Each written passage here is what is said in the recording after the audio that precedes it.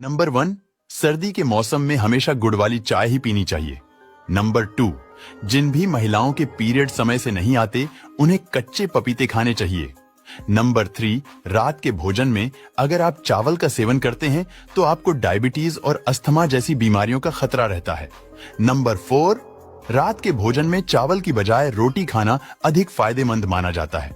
Number 5, अगर आप हर दिन अखरोट खाते हैं तो ब्रेस्ट कैंसर का खतरा काफी हद तक कम हो जाता है। नंबर 1, काजू खाने से मोटापा कम होता है। नंबर 2, अदरक का पानी पीने से खून साफ होता है। नंबर 3, काली मिर्च का सेवन करने से बुखार में राहत मिलती है। नंबर 4, भुट्टा खाने से थकान और कमजोरी दूर होती है। नंबर 5, भीगी हुई किशमिश खाने से चेहरे पर निखार आता है। नंबर 6, अंडे के छिलके में अंडे से ज्यादा कैल्शियम होता है। नंबर 7, रोजाना गाजर के जूस का सेवन करने से सफेद बाल काले हो जाएंगे। नंबर 8, स्किन पर प्याज का रस लगाने से दाग धब्बे कम हो जाते हैं। नंबर 9, तेज पत्ते का पानी शरीर में मौजूद सारी गंदगी बाहर निकाल देता है। नंबर 10, आई फ्लू के लिए शहद काफी फायदेमंद होता है।